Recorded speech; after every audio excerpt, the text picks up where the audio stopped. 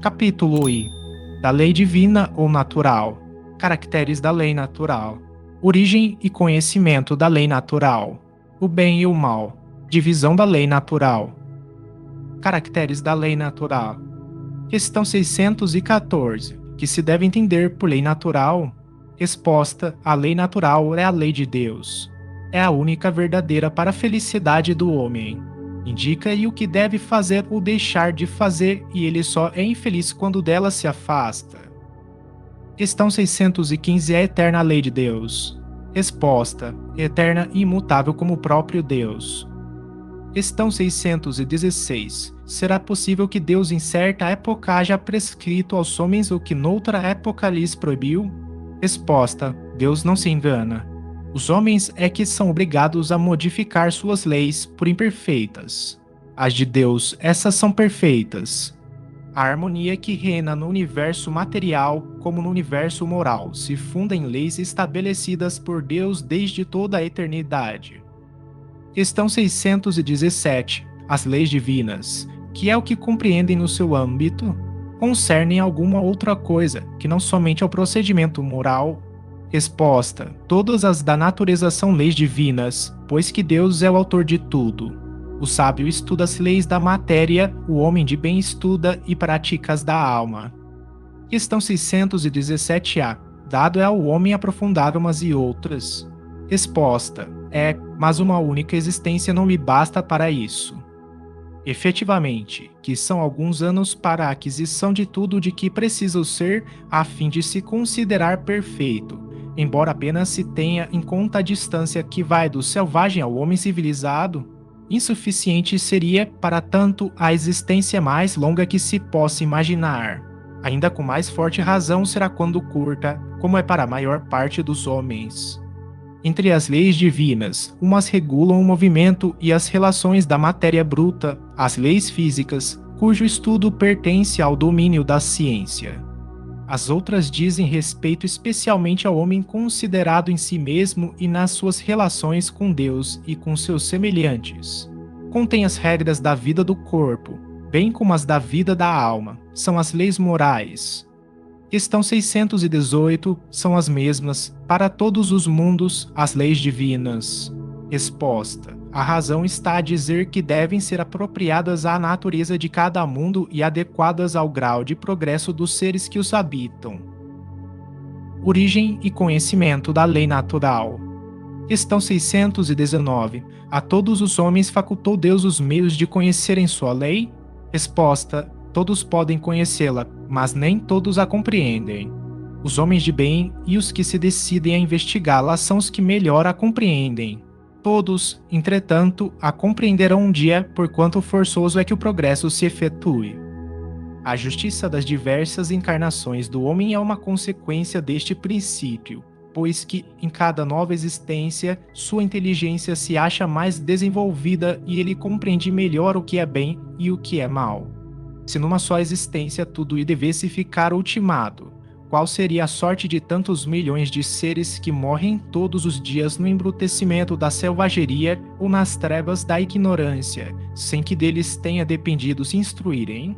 171 a 222. Questão 620. Antes de se unir ao corpo, a alma compreende melhor a lei de Deus do que depois de encarnada?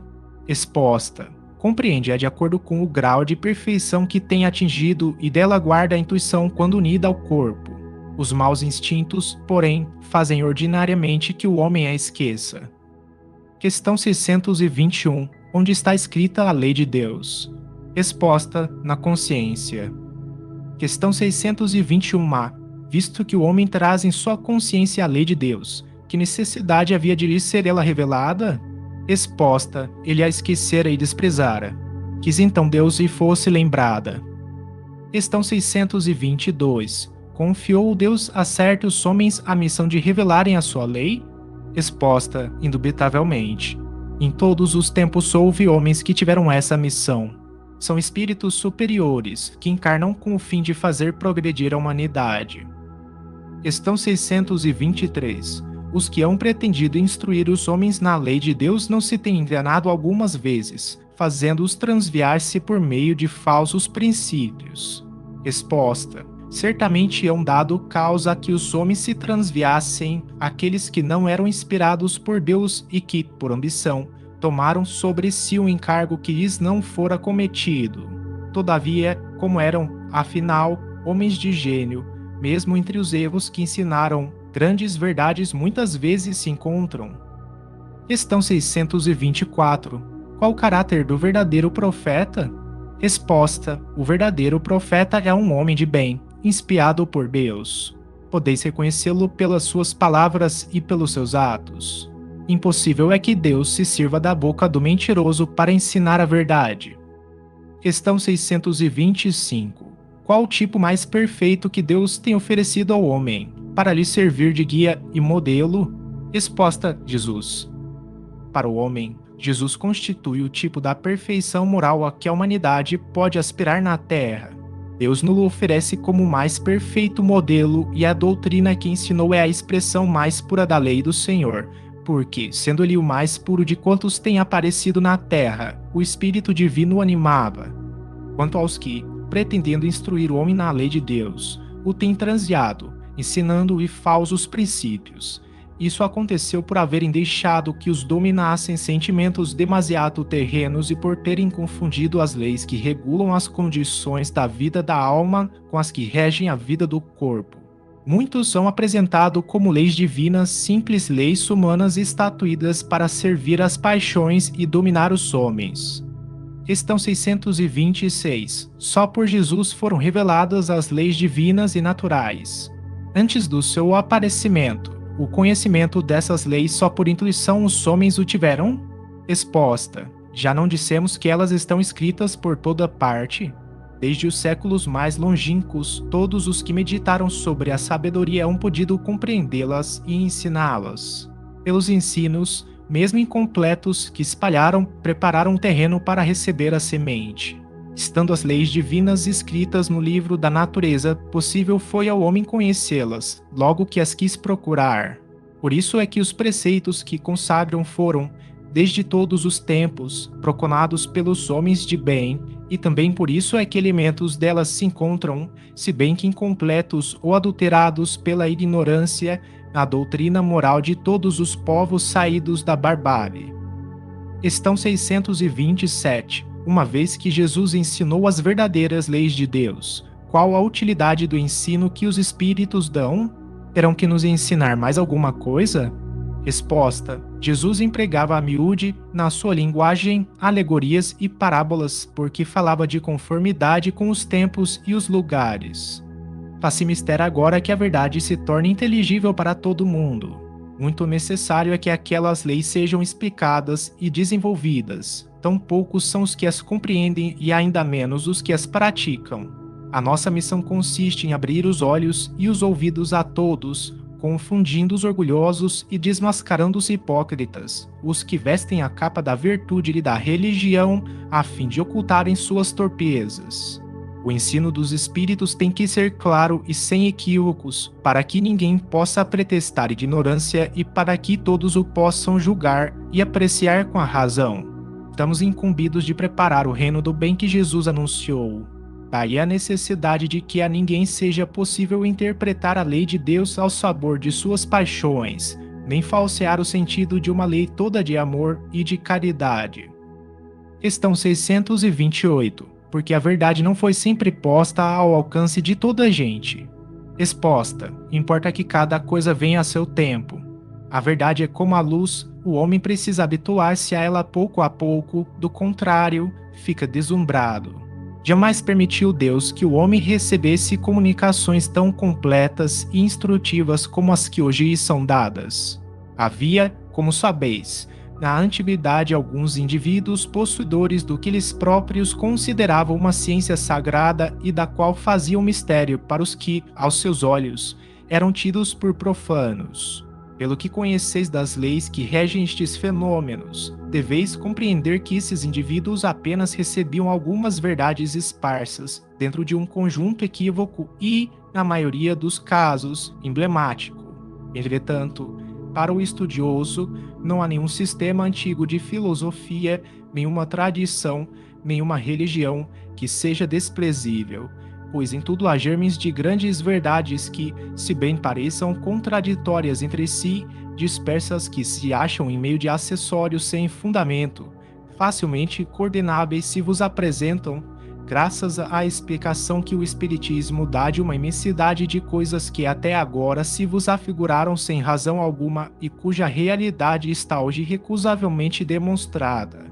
Não desprezeis, portanto, os objetos de estudo que esses materiais oferecem. Ricos eles são de tais objetos e podem contribuir grandemente para a vossa instrução. O bem e o mal.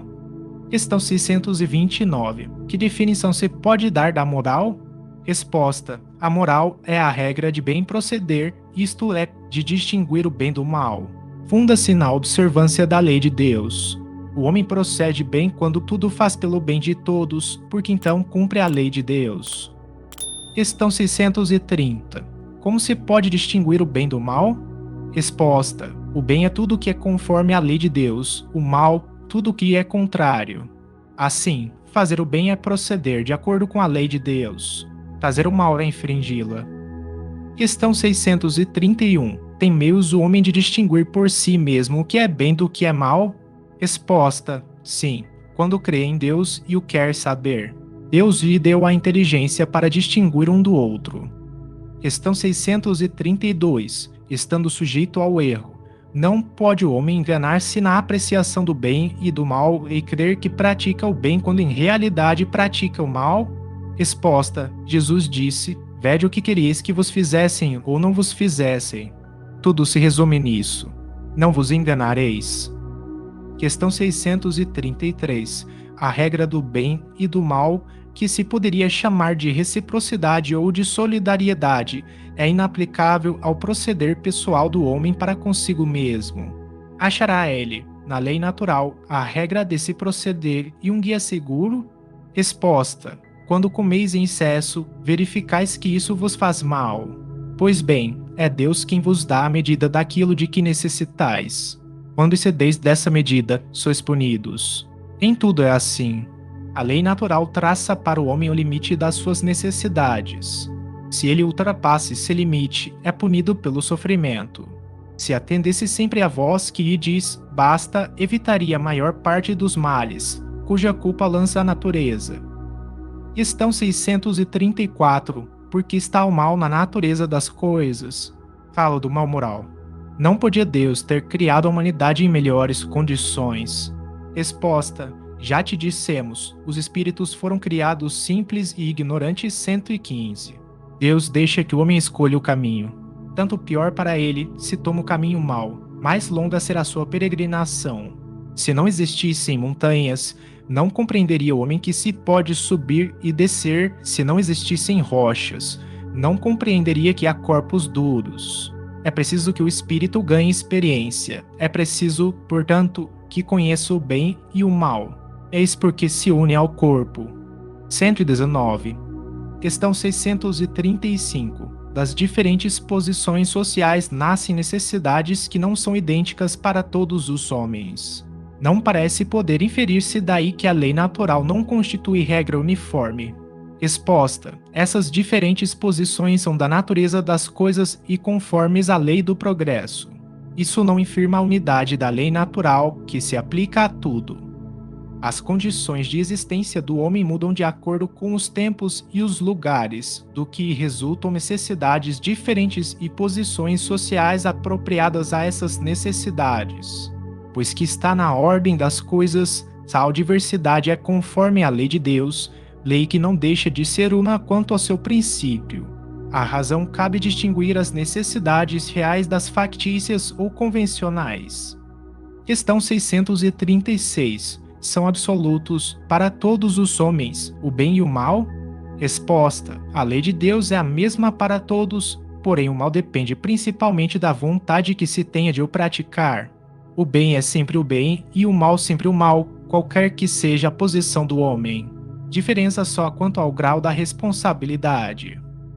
Questão 637. Será culpado o selvagem que, cedendo ao seu instinto, se nutre de carne humana? Resposta: eu disse que o mal depende da vontade. Pois bem, tanto mais culpado é o homem, quanto melhor sabe o que faz. As circunstâncias dão relativa gravidade ao bem e ao mal. Muitas vezes, comete o homem faltas que, nem por serem consequência da posição em que a sociedade o colocou, se tornam menos repreensíveis. A responsabilidade do homem é proporcionada aos meios de que ele dispõe para compreender o bem e o mal. Assim, mais culpado é, aos olhos de Deus, o homem instruído que pratica uma simples injustiça do que o selvagem ignorante que se entrega aos seus instintos. Questão 638. Parece, às vezes, que o mal é uma consequência da força das coisas. Tal, por exemplo, a necessidade em que o homem se vê, em alguns casos, de destruir até mesmo seu semelhante. Poder-se-á dizer que há, então, infração da lei de Deus. Exposta, embora necessário, o mal não deixa de ser o mal. Essa necessidade desaparece, entretanto, à medida que a alma se depura, passando de uma outra existência. Então, mais culpado é o homem quando pratica, porque melhor o compreende. Questão 639. Não sucede frequentemente resultar o mal que o homem pratica, da posição em que os outros homens o colocam? Quais, nesse caso, os culpados? Exposta, o mal recai sobre quem lhe foi o causador. Nessas condições, aquele que é levado a praticar o mal pela posição em que seus semelhantes o colocam tem menos culpa do que os que, assim procedendo, o ocasionaram, porque cada um será punido não só pelo mal que haja feito, mas também pelo mal a que tenha dado lugar. Questão 640. Aquele que não pratica o mal, mas que se aproveita do mal praticado por outrem, é tão culpado quanto este. Resposta: é como se houvera praticado. Aproveitar do mal é participar dele. Talvez não fosse capaz de praticá-lo, mas, desde que, achando o feito, dele tira partido, é que o aprova, é que o teria praticado, se pudera ou se ousara. Questão 641. Será tão repreensível quanto fazer o mal o desejá-lo? Resposta: conforme. A virtude em resistir-se voluntariamente ao mal que se deseja praticar, sobretudo quando a possibilidade de satisfazer-se a esse desejo. Se apenas não pratica por falta de ocasião, é culpado quem o deseja. Questão 642. Para agradar a Deus e assegurar a sua posição futura, bastará que o homem não pratique o mal? Resposta: não. Cumpre fazer o bem no limite de suas forças, porquanto responderá por todo o mal que haja resultado de não haver praticado o bem. Questão 643. Haverá quem, pela sua posição, não tenha a possibilidade de fazer o bem? Resposta: não há quem não possa fazer o bem. Somente o egoísta nunca encontra ensejo de o praticar. Basta que se esteja em relações com outros homens para que se tenha ocasião de fazer o bem, e não há dia da existência que não ofereça, a quem não se ache cego pelo egoísmo, oportunidade de praticá-lo. Porque fazer o bem não consiste, para o homem, apenas em ser caridoso, mas em ser útil, na medida do possível, todas as vezes que o seu concurso venha a ser necessário. Questão 644. Para certos homens, o meio onde se acham colocados não representa a causa primária de muitos vícios e crimes. Resposta: sim, mas ainda aí é uma prova que o espírito escolheu, quando em liberdade, levado pelo desejo de expor-se à tentação para ter o mérito da resistência. Questão 645. Quando o homem se acha, de certo modo, mergulhado na atmosfera do vício, o mal não se lhe torna um arrastamento quase irresistível? Resposta: arrastamento, sim, irresistível, não, porquanto, mesmo dentro da atmosfera do vício, com grandes virtudes às vezes deparas. São espíritos que tiveram a força de resistir e que, ao mesmo tempo, receberam a missão de exercer boa influência sobre os seus semelhantes. Questão 646. Estará subordinado a determinadas condições o mérito do bem que se pratique. Por outra, será de diferentes graus o mérito que resulta da prática do bem? Resposta: o mérito do bem está na dificuldade em praticá-lo. Nenhum merecimento há em fazê-lo sem esforço e quando nada custe. Em melhor conta tem Deus o pobre que divide com outro o seu único pedaço de pão, do que o rico que apenas dá do que lhe sobra, disse Jesus a propósito do óbolo da viúva. Divisão da lei natural. Questão 647. A lei de Deus se acha contida toda no preceito do amor ao próximo, ensinado por Jesus? Resposta: certamente. Esse preceito encerra todos os deveres dos homens uns para com os outros. Cumpre, porém, se lhes mostre a aplicação que comporta, do contrário deixarão de cumpri-lo, como fazem presentemente. Ademais, a lei natural abrange todas as circunstâncias da vida e esse preceito compreende só uma parte da lei. Aos homens são necessárias regras precisas, os preceitos gerais e muito vagos deixam um grande número de portas abertas à interpretação. Questão 648. Que pensais da divisão da lei natural em 10 partes, compreendendo as leis de adoração, trabalho, reprodução, conservação, destruição, sociedade, progresso, igualdade, liberdade e, por fim, a de justiça, amor e caridade? Resposta: essa divisão da lei de Deus em 10 partes é a de Moisés e de natureza abranger todas as circunstâncias da vida, o que é essencial. Podes, pois, adotá-la sem que, por isso, tenha qualquer coisa de absoluta, como não tem nenhum dos outros sistemas de classificação, que todos dependem do prisma pelo qual se considere o que quer que seja. A última lei é a mais importante, por ser a que faculta ao homem adiantar-se mais na vida espiritual, visto que resume todas as outras.